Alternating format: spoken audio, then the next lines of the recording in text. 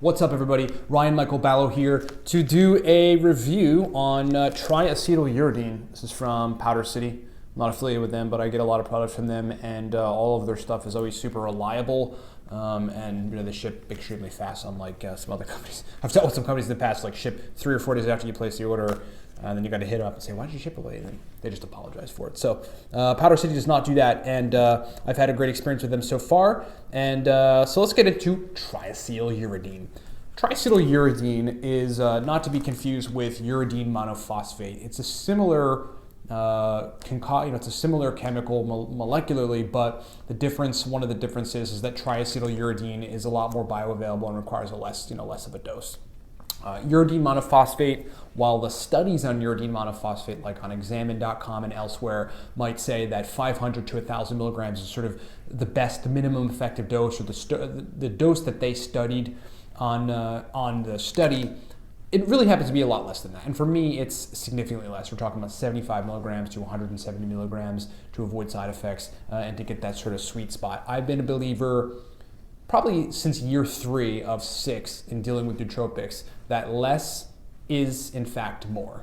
That a lot of people take nootropics and don't have results or have negative results.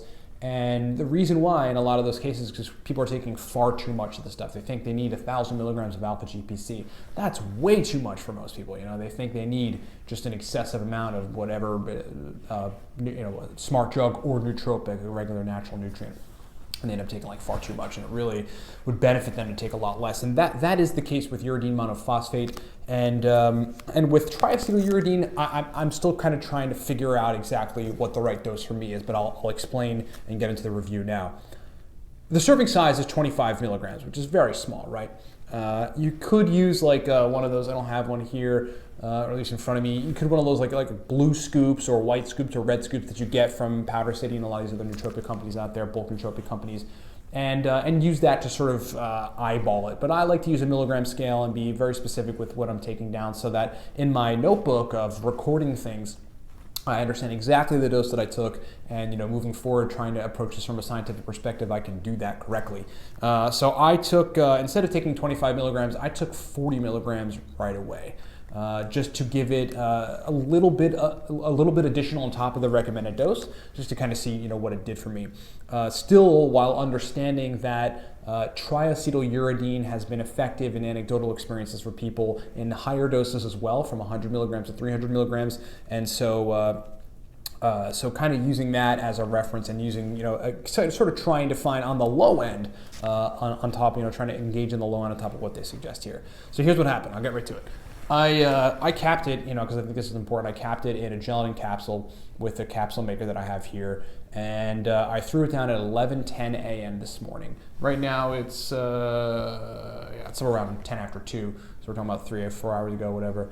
But right away, with specifically the cholinergics for me, I feel an effect from them within 20 to 30 minutes. When I take the uridine mono and CDP choline, when I take the Cortex stack, Cortex Gen 1, when I was taking that every day to build it, and then as I take it, I cycle on and off of it, which you should with most nootropics. But when I cycle on Cortex Gen 1, I take it 30 minutes later, I feel it. And in most cases, it's 20 minutes. I'm in and I want to work. So within 20 to 30 minutes, I started to feel my brain speed up a bit. I remember I was driving to a vitamin store this morning to go get oil of oregano and a bunch of other stuff. And I remember right when it hit me, just I was thinking about a few things. I was thinking about another formula that I'm working on for me, a kind of personal stack, and what the mechanism might be. And I just felt immediately, my thinking about the whole process starting to get faster, right? When you take nootropics for a long time, and particularly if you're a meditator, spending time meditating, I really believe that makes changes to your brain. Meditation does, but meditation in conjunction with nootropics, I'm really trying to think about this, makes changes to your brain in a way where your capacity to understand subtle differences in your functionality completely changes. So then you are aware, holy crap, something different's going on here, and I have a different type of there's an engine driving my processing speed right now that is more significant than it normally is. And it's okay, that's noticeable. So I started to notice that my processing speed improved as I was driving to this vitamin place. But then I started thinking about this problem that I was dealing with. And the specific problem that I'm dealing with has to do with another stack that I'm trying to formulate. It might be for me, it might be Cortex Generation 2, or at least part of it, or it might be one of the further generations, but it's a stack that I think has a lot of potential, and I'm kind of just trying to figure it out. But like any other stack in the beginning, just like Cortex Gen 1 in the very beginning, it's not perfect, and you have to kind of tweak the milligram quantities, jot everything down, be very meticulous about it until you finally get what you want. You finally get to a point where you're like, this is just an awesome nootropic, it works very well, and I want to put this out, or I want to use it for myself. So in the process of thinking about this other stack, building a stack or thinking about your own stack that you're going to build requires a lot of multi-layered, sort of multi-echelon kind of thinking.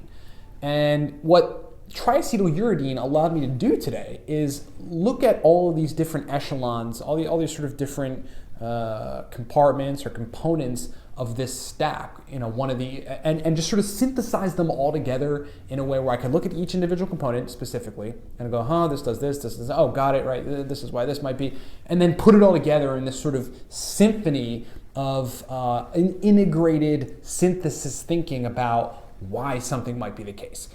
So it's just totally integrated my synthesis thinking, which is kind of like what aniracetam does at high, 750 milligrams to 1,000 milligrams for me, which is pretty awesome. To give you an idea and to give you an example, this other stack that I'm working on, one of the things I think it's doing is inhibiting GABA, the neurotransmitter GABA. And GABA itself is an inhibitory neurotransmitter, and I suspect that, at least partially, I'm going to be very vague in the explanation here, because GABA GABA essentially allows you to inhibit excessive thinking and excessive stuff going on in your brain. That's why it's awesome for anxiety, among other things. Even though people say it doesn't cross the blood-brain barrier, it still works in some way, because there are various anecdotal experiences, mine included, on the web that say that GABA works. Okay, so I feel like the stack that I've got working on for myself is inhibiting GABA in some way. And the reason I think that is because my thinking on the stack is way too fast, and it's very difficult for me to slow it down. What would slow down thinking in a case like this? What allows you to control your brain and slow down thinking? The neurotransmitter GABA, among other things probably, but GABA plays a major role. It is an inhibitory neurotransmitter. You are trying to inhibit this thought process, or the speed at which you're engaging in this thought process. So being able to sort of lay all those little pieces out, like that I just kind of laid out, and synthesize it in my head and come up with maybe GABA is being inhibited here, then thinking okay, what exactly is inhibiting GABA in the stack? Can we tweak one of the milligram quantities down a little bit? And there's a threshold at which that milligram quantity for that nutrient starts to inhibit the neurotransmitter GABA. If we take it down below that threshold, let's identify the threshold first, take it below that threshold, will then it not inhibit GABA, or at least not enough to cause the excessive thinking or the state where I feel like I can't control my sort of rampant brain as a result. You see how we went on all these different levels, and then at the end of it, we kind of pull it all together and realize we might just need to take one of the ingredients 20 milligrams down and change the quantity there so that we can stop inhibiting GABA. This is obviously just a theory, but putting it all together like that is what the triacetyluridine allowed me to do, which is very, very awesome. Interestingly, so I would say working memory seems to be improved when I take triacetyluridine because I can hold all that information, but generally more creative synthesis thinking tends to be better, which is very awesome. That's the first thing.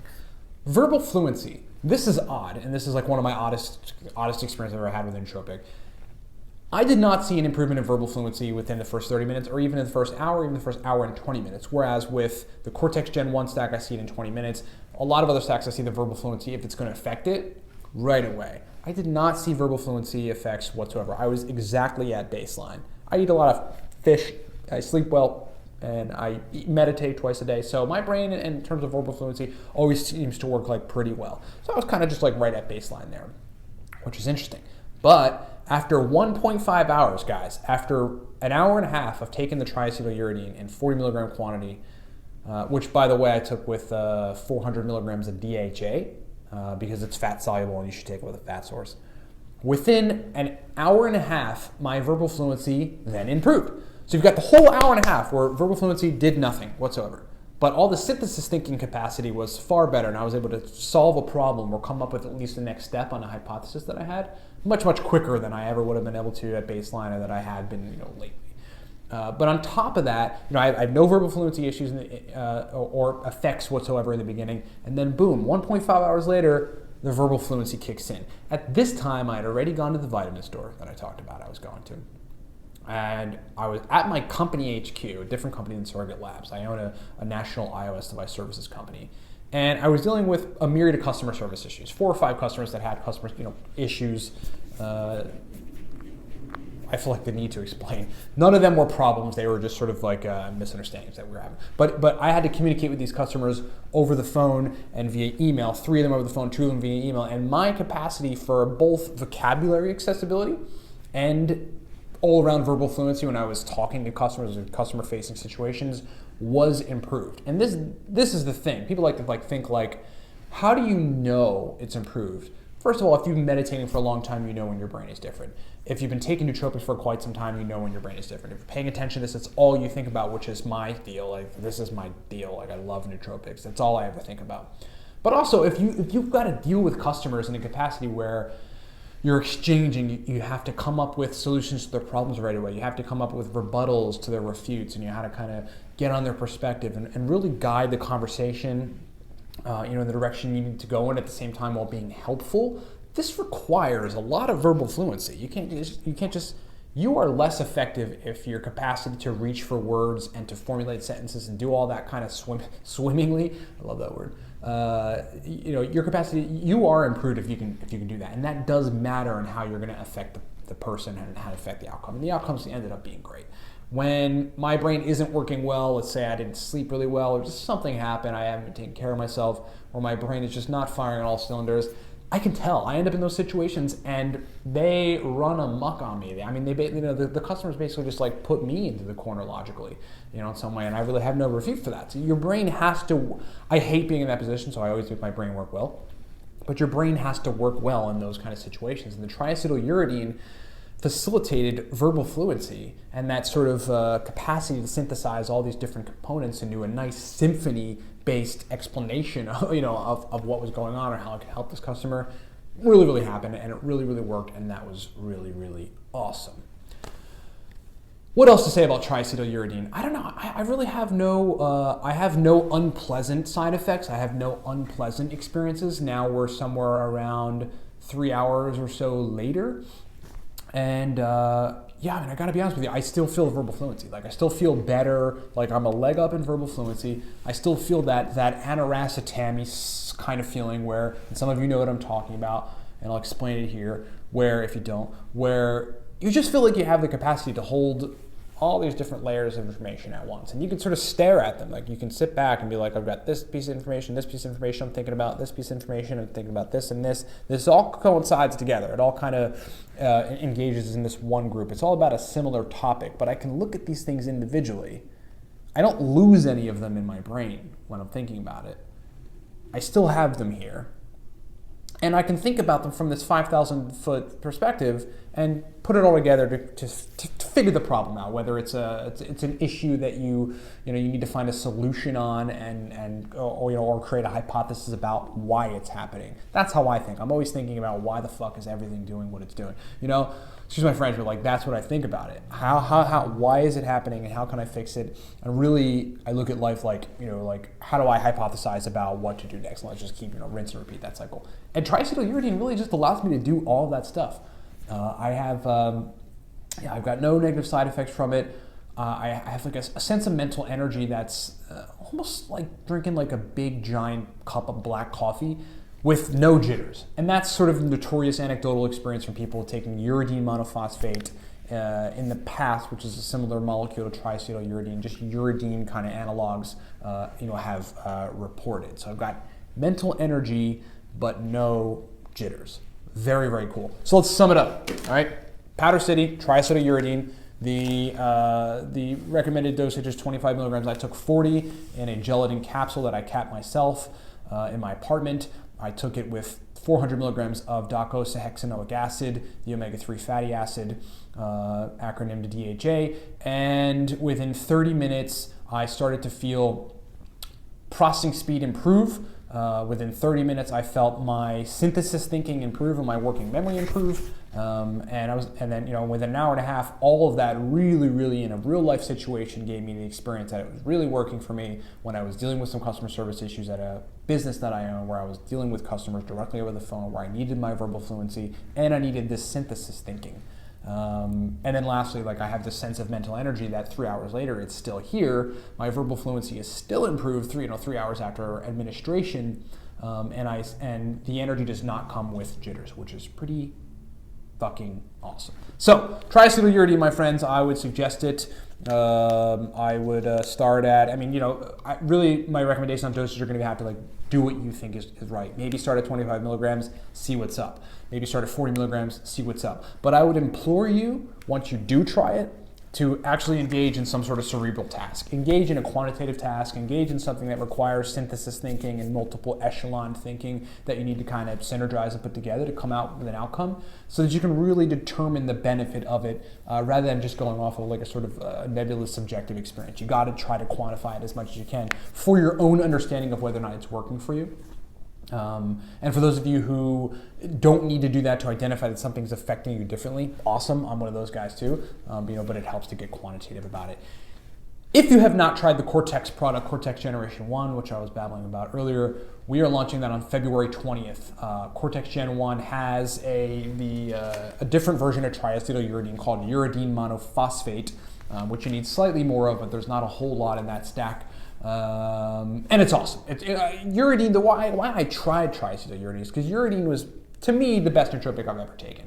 In conjunction with a lot of other things, what we got in that stack, CBP choline, a little bit of artichoke extract, a good bit of Bacopa monnieri, it's a powerful nutrient. And not to mention, it helps to create phosphatidylcholine in the brain, facilitates nerve growth factor in various ways, works on dopamine, the repair of dopamine receptors as well, and a bunch of other interesting stuff. So if you haven't tried Cortex Gen 1, that's launching February 20th. You're probably watching this after that point, so get a bottle. I think we're starting the introductory price at $38.95. 30 capsules, 2 capsules per serving. We're gonna get that down. For those of you that are wondering about that, we're trying to get that down, but it's like you have to go through the iterations of selling the product and reinvesting and selling the product and reinvesting to try to get the prices down. And we've got to negotiate with raw material vendors on lower prices for raw material. Uridine monophosphate, by the way, guys, is very, very expensive. I would not suggest creating a nootropic with that from the perspective of your pockets. Anyway, try Cortex Gen 1. I think you'll love it. If you hate it, don't ever try it again, but I think you're going to love it. And thanks so much for watching. Share it if you loved it. Talk to you next time.